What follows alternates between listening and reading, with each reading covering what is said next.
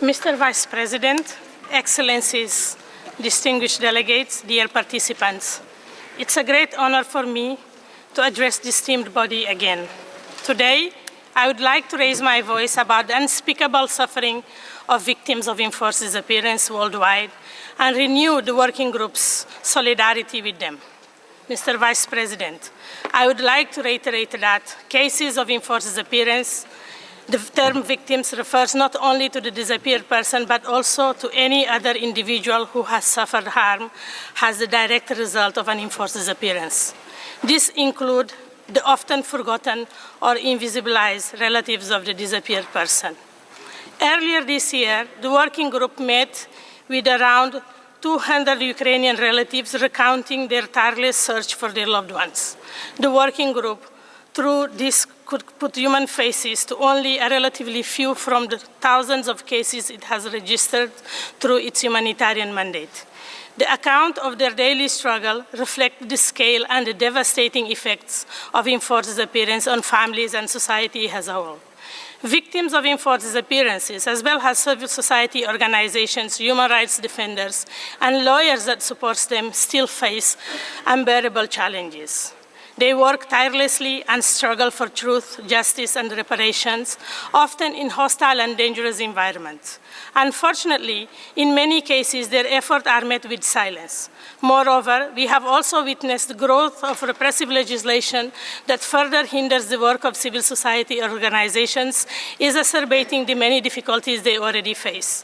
Criminalization, stigmatization, reprisals, and harassment against families searching for their loved ones, and all those supporting them, remain a common pattern across regions and one of our main concerns.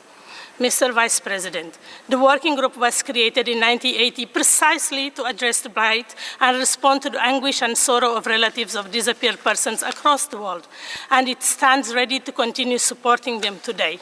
Enforced disappearance is still practiced globally with impunity despite its absolute prohibition.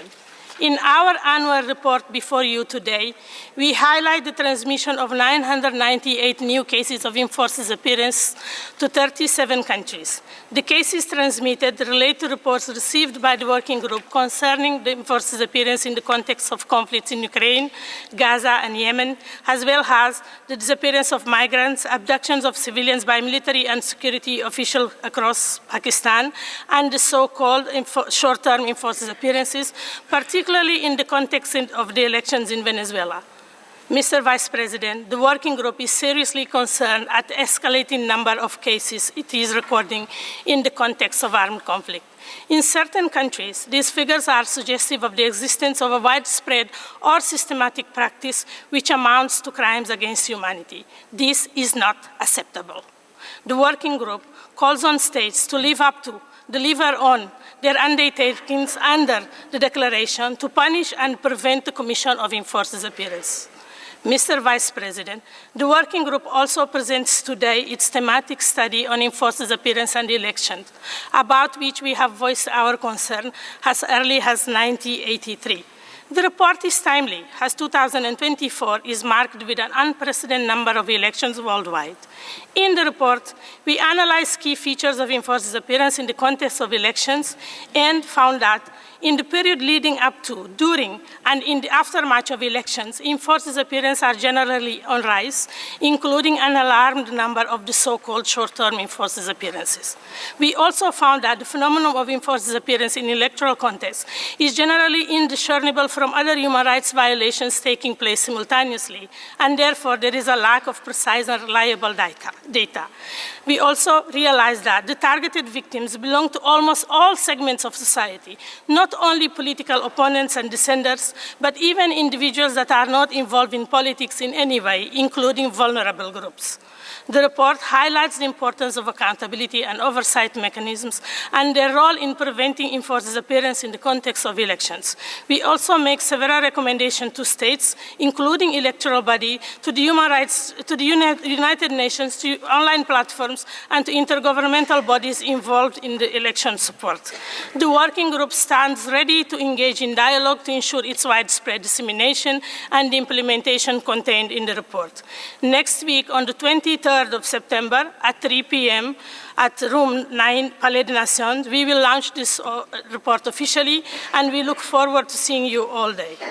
Mr. Vice President, during the reported period, the working group conducted one visit, which was to the African Union judicial and human rights organs and other sub-regional bodies, the first of this kind, and in line with the Addis Ababa roadmap.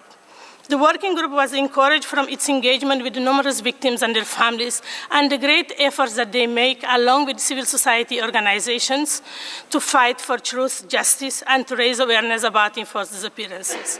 The working group recognizes the work done by the African Union judicial and human rights organs and other sub-regional bodies to advance the protection and promotion of human rights in the continent and in providing victims with access to justice.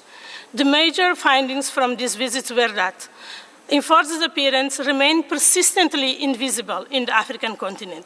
Enforced disappearance, its constitutive elements, and the corresponding obligations of states and the rights of the victims are not well known in general by civil society in Africa. In most states, it is not codified as an autonomous crime. The working group also received information about multiple cases of criminalizations of victims, civil society organizations, lawyers, and advocates in their search for the disappeared persons. They become targets of the authority with their work discredited and obstacles put in their way when they need to register or renew their licenses to practice, as well as they find themselves subject to arrest and threats of criminal prosecution. For us to curb the invisibility reported, the working group believes that we encourage the African state to engage with the group by responding positively and agreeing to the country visit requests, provide responses to our communications, and more broadly, uphold international legal standard on the protection against enforced disappearance. Mr. Vice President, the working group is also presenting to you our follow-up report on previous country visits conducted in 2019 to Kyrgyzstan and Tajikistan. After 5 years, the working group assessed the implementation of its recommendation to these states and found that there is still a long way to go. Mr. Vice President, Excellencies, distinguished delegates, dear participants, during the reported period, the working group has experienced difficulties in discharging its mandates due to the limited financial resources in the context of the ongoing liquidity crisis affecting the organization, as we all know. The working group calls on states to resolutely find a lasting solution to this problem and to ensure the sustainability in the years to come. Mr. Vice President, the working group wishes to thank the government of Lithuania, Maldives, and South Africa for their cooperation in extending an invitation to conduct a country visit. We also wish to thank the government of Poland for having hosted us in May 2024. And we are pleased to announce that in the spring of 2025, we will be in Thailand, for which we also would like to thank the government for their cooperation. Mr. Vice President, the working group continues to offer technical assistance to states. In our report, we refer to technical cooperation activities undertaken during the reported period with Chile, Mexico, Kenya, and the Search Unit for the Missing in Colombia.